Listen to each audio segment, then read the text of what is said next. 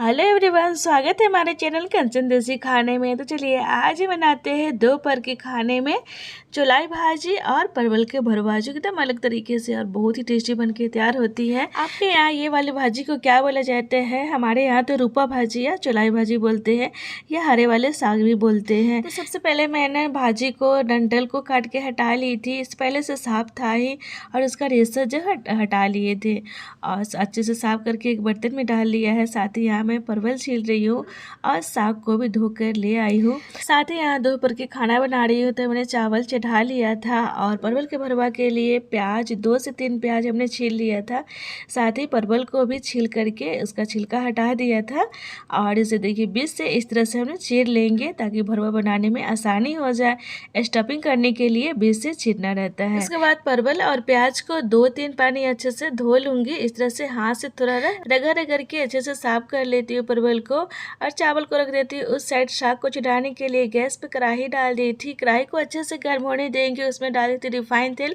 अगर आपके पास सरसों तेल है तो सरसों का तेल ही डालिएगा। सरसों के तेल में साग बहुत ही टेस्टी लगती है। हमारे पास अभी नहीं है तो रिफाइंड तेल ही डाल दी हूँ। साथ ही डाल दी हूँ राई, थोड़ी सी सूखी मिर्च और थोड़ी सी हरी मिर्च। आप चाहे तो यहाँ पे लहसुन भी डाल सकते हैं, जो बहुत ही टेस्टी लगती है। साथ ही यहाँ पे प्याज डाल दी थी और थोड़े से सॉफ्ट होने देंगे। इधर साग को हमने कटिंग कर लिया था। थोड़ी सी साग काटने के बाद ना भी थोड़ी सी बची ही थी, तो सबसे पहले हमने परवल को उबाल लेते हैं ताकि ये स्टफिंग करने के लिए ना वो ठंडी हो जाए। बर्तन में पानी डाल दिया था। सारे परवल डाल करके उसमें थोड़े से नमक भी आप चाहे तो डाल सकते हैं, मैंने नहीं डाले हैं।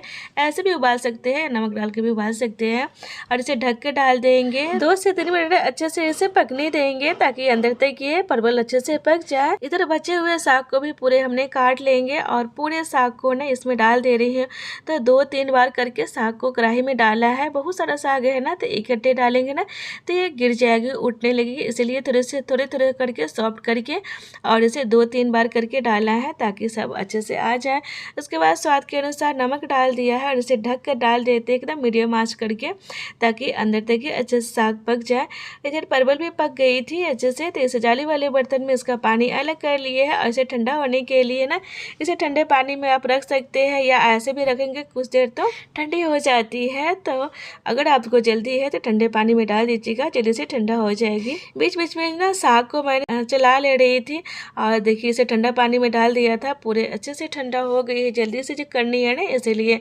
इसके बाद ना सब्जी के लिए ना प्याज काट ली थी और तो चॉपर में रख के हमने प्याज काटा था और इसका जो परवल का बीजा भी हटा ले रही थी। बीच बीच में साग को देख रही थी, साग अच्छे से सूख गई थी। पानी सूखने के बाद ने उसे मतने से अच्छे से उसे मैश कर दिए है। साग बन के तैयार हो गई है और इसे दूसरे बर्तन में निकाल देंगे। साग बन के तैयार हो गई है और एकदम से सिंपल से साग है, बहुत ही टेस्टी लगती है। आप इस तरह से बना सकते हैं, बहुत ही टेस्टी लगती है। बहुत इजी तरीका है बनाना है। तो चलिए उसके बाद परवल के भरवा का स्टफिंग की तैयारी कर लेते हैं। कढ़ाई में डाल दी थी थोड़े से फली दाना को थोड़ा सा भून लेंगे और दूसरे बर्तन में ठंडे होने के लिए निकाल दे रही हूँ। परवल के स्टफिंग के लिए यहाँ कढ़ाई में तेल डाल दे रही हूँ, रिफाइंड तेल डाली हूँ। साथ ही थोड़ी सी जीरा डाल देती हूँ, थोड़े से क्रश किया हुआ साबुत धनिया, थोड़े से दालचीनी, गरम मसाला में थोड़े से 2-3 सूखी मिर्ची डाल दी। उसके बाद बारीक चॉप किया हुआ प्याज डाल दे रही हूँ और इसे अच्छे से मिक्स कर लेंगे सभी को और गैस को मीडियम करके और इसे थोड़ी सी सॉफ्ट होने देंगे। उसके बाद चॉपर में पूरे परवल का बीजा डाल दी हूँ। साथ ही 2 टमाटर को छोटे छोटे पीसेस में कट करके और इसे अच्छे से चॉपिंग कर लेंगे। एकदम अच्छे से पेस्ट बना लेनी है। और देखिए इधर फली भी अच्छे से ठंडी हो गई थी, तो इसे इसका हम छिलका हटा ले रही हूँ और इसे मिक्सी जार में डाल दे रही हूँ और इसे सूखा हुआ ऐसे ही दरदरा सा कर लेनी है। साथ ही इधर दोपहर के खाने के लिए ना अरहर दाल को थोड़े से भून ले रही हूँ। तो कढ़ाई में डाल करके थोड़ी सी भून गई थी, तो अच्छे से यहाँ पे प्लेट में डाल दिया है और इस तरह से भूनने से ना अरहर दाल में बहुत अच्छा सा सौंदा दाल लगती है, खाने में बहुत ही टेस्टी लगती है।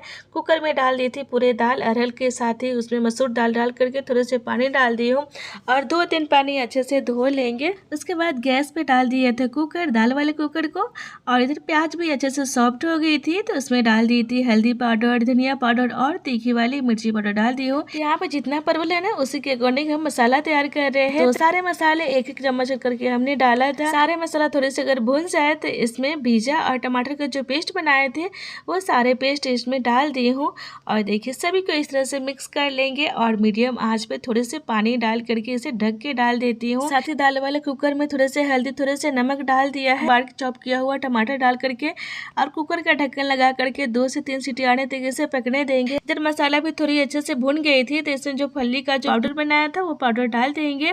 थोड़े से गरम मसाला डाल दिया है, आधे चम्मच गरम मसाला डाला है, सभी को मिक्स कर लिया है। साथ ही यहाँ पे थोड़े से मलाई डाल दे रही हूँ, आप चाहे तो फ्रेश क्रीम भी ले सकते हैं और या तो दूध के ऊपर जो मलाई जमी रहती है ना वो मलाई आप ले सकते हैं। तो हमने यहाँ पे मलाई ही डाला है, दूध के ऊपर जो छाली जमी रहती है ना वो वाली, और थोड़े से ना पानी मिक्स करके डाल दिया था और सभी को मिक्स करके ना 2 मिनट इसे और भून लेंगे। गैस को मीडियम करके भूनेंगे ताकि मसाला जब तक ना तेल नहीं छोड़ने लगे तब तक मसाला को अच्छे से भूनना है। देखिए इस तरह से कितनी बढ़िया मसाला बन के तैयार हो गया है स्टफिंग के लिए।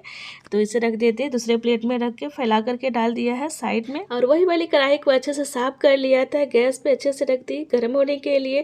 थोड़े से तेल डाल दिए हूँ और परवल को एक एक करके स्टफिंग करके और डालते जाएंगे। देखिए मैंने थोड़ा सा ना हाई गैस कर दिया था ना तो कढ़ाई में थोड़ी सी लग गई थी। आप चाहते इसे एकदम मीडियम आंच पे पकाइएगा, बहुत ही टेस्टी लगती है। थोड़ी सी जल्दी थी ना, थोड़ी देर के लिए ना गैस को हाई कर दिया था, इसीलिए थोड़ी सी लग गई थी। आप इसे मीडियम आंच पे पकाइएगा, एकदम टेस्टी बनती है ऐसे भी। और एक बार हमने निकाल लिया था, दूसरी बार इसे रख करके मीडियम आंच पे पकाया। देखिए कितना बढ़िया बन के तैयार हो गई है परवल भरुआ। साथ ही सभी परवल को बन गए थे, अच्छे से पक गए थे। तो इसे दूसरे बर्तन में निकाल करके इसे साइड में ढक करके डाल देंगे। इधर दाल फ्राई करने के लिए गैस पे डाल दी थी करछुल, उसमें थोड़े से रिफाइंड तेल, थोड़े से जीरा, बारीक चॉप किया हुआ लहसुन, सूखा मिर्च डाल दी थी, साथ ही थोड़े से करी पत्ता डाल करके और इसे अच्छे से चटकने देंगे। उसके बाद दाल में पानी हमने डाल लिया था और इसे तड़का लगा देंगे दाल में। और दाल चावल बन के तैयार हो गई है। सारा खाना दोपहर के खाना बन के तैयार हो गए। तो आपके यहाँ परवल भरुआ किस तरह से बनाया जाते हैं हमें जरूर से बताइएगा। और अगर आज की रेसिपी अगर अच्छी लगी तो लाइक से सब्सक्राइब कर दीजिएगा। तो देखिए हमने यहाँ पे थाली लगा ले रही थी, थाली में डाली थी चावल, परवल भरुआ, साथ ही डाली थी साग और दाल। और जो रात को जो दही जमाए थे ना, फ्रेश दही घर में ही जमाए थे, वो दही डाल ली थी। आज की थाली हमारी बन के तैयार हो गई है। ये दोपहर की खाना है, इस तरह के खाना खाना गर्मी में बहुत ही टेस्टी लगती है और बहुत कम तेल मसाला में बन के तैयार हो जाती है। तो चलिए मिलते हैं फिर हेल्दी रेसिपी के साथ। Okay bye bye.